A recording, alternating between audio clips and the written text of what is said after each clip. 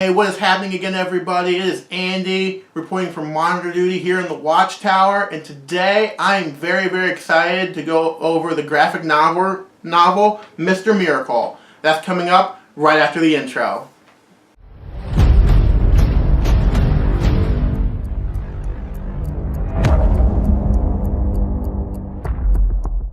Alright everyone, welcome back again.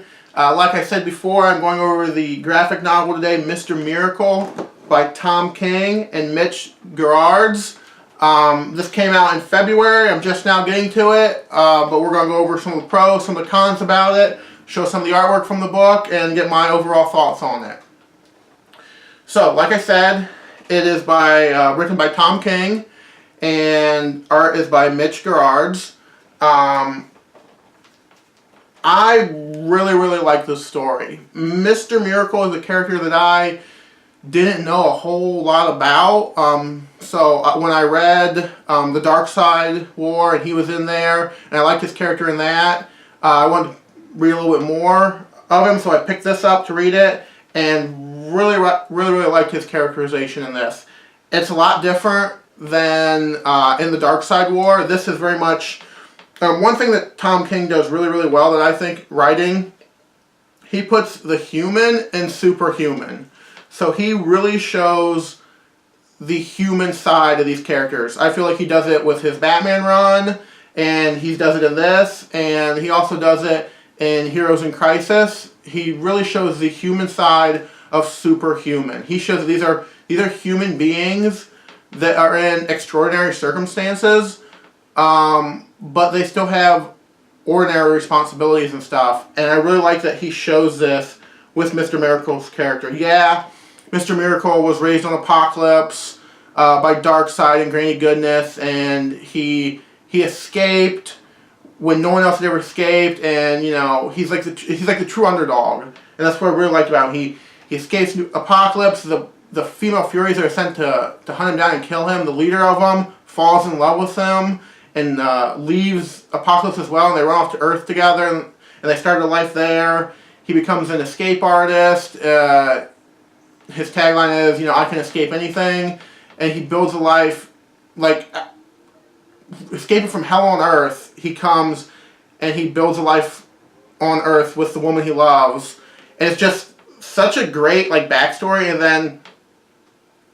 Tom King just, really getting 12 issues to, dig into this and everything. It's just so well done. And just kind of, really get into Mr. Miracle's, mindset and everything. And kind of, how he views being able to escape from everything. And it's just, it's like a drug for him. And he has to keep one-upping himself because can escape anything.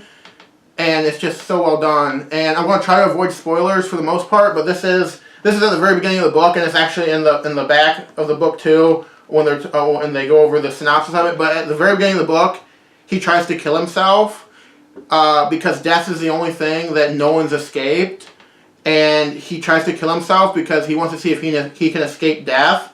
And in a way he does, because his wife Big Barda finds him and takes him to the emergency room before he dies. But it's just this very interesting psychological look at this character who you're not really sure going through the book if he's crazy, if he's sane. There's something with this trying to escape death all the time. It messes with you, and you don't know. Even though he's the greatest escape artist, you don't know when it's going to be the last one. So I really liked. But how Tom King handled his character with humor and seriousness and just very human elements. And then Big Barda, very well done, her character as well. Kind of role reversal on this because she's the protector of the family. I mean, she's 7 feet tall, she's huge, she's the one that people pick on Scott or whatever, or people from Apocalypse come to try to kill him. She's the one that kicks their butts. It's her. So it's just this really cool role reversal where she's the protector of the family instead of the male, and it's really well done, and Tom King does a really good job of it, and I really like the way he handled it. Just hats off to that. Just really well done with that. Okay, so felt like I rambled there a little bit, but let's go into what my pros are for this. The first one I want to go over is the artwork. Mitch Gerads is perfect for this book. It's a 9-panel. The story's all 9-panel page layouts, which isn't done a whole lot right now, but it's very like old school throwback style of artist of drawing with the 9-panel page. But he does it, and it's perfect for this book, and his art is just like so gritty and like realistic, and it really really works for such a in-depth close-up character focus of this book is. Just really really well done. Love the artistic direction of it. Just perfect choice having Mitch do the artwork for it. Can't say anything bad about it. Really really well done.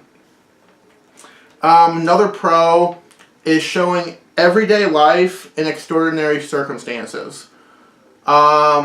Just such a good job of like showing they're like in the most extraordinary circumstances. They're fighting a war on on Apocalypse, between New Genesis and Apocalypse, and they're fighting this war. And Scott Free / Mr. Miracle is fighting this war, and he's taking phone calls from his wife as he's fighting about like, did you make sure you got milk at the grocery store when you went last week, and stuff like that. Or just, oh, we need to redo the master bedroom. I think it needs new coat of paint, and just like stuff that you would have with your significant other or girlfriend, like day to day while you're just sitting around the house. That's their conversations.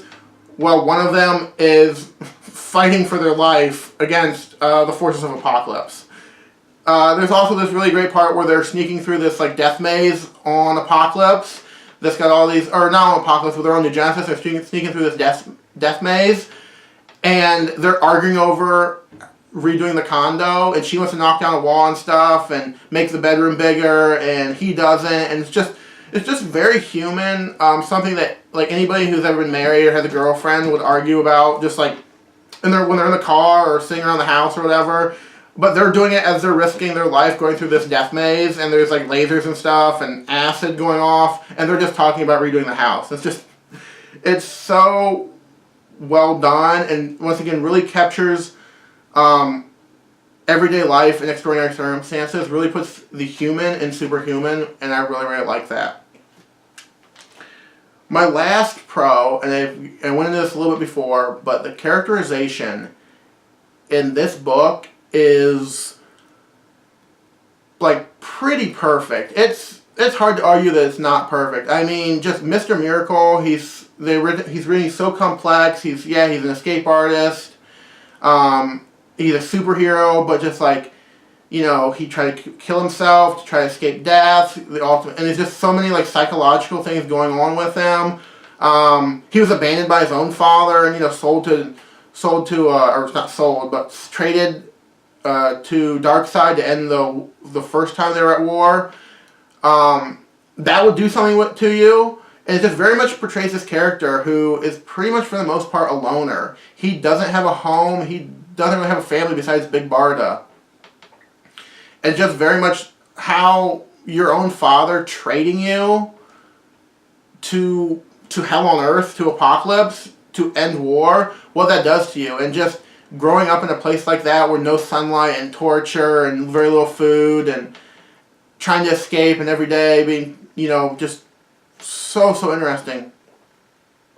And then Big Barda as well, very well done. She's kind of got this very like kind of cavalier attitude where she just like besides Scott, like who she's very protective of, and there's a very strong relationship there. She loves her. Most stuff just doesn't faze her at all. She just doesn't care because she knows pretty much any situation that comes up, she can beat it.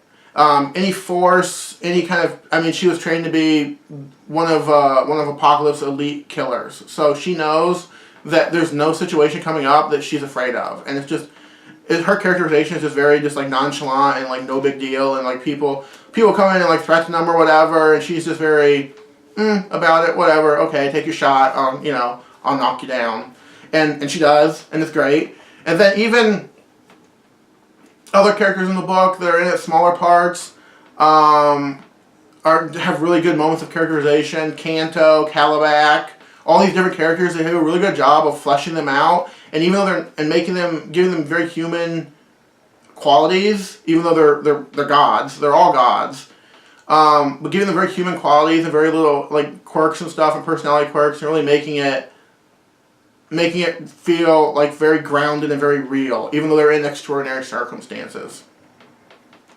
Right, so those have been my three big pros for the book. Cons, I really don't have any cons. This was a pretty much a perfect story from start to finish. It was so good, and I highly recommend that anybody who's interested in this character or just loves reading comic books pick this up. It did win the Eisner Award for Best Writer and Best Artist, so it is a really good story, and I would just recommend to anybody who's interested to pick this up. It's really well done. You can of course get it on Amazon or wherever you want to, but it's so good. Yeah, I don't have anything else to say about it. That's been it for me. Thank you all again so much for watching. Please like, comment, and subscribe. And as always, I will see you next time in the Watchtower.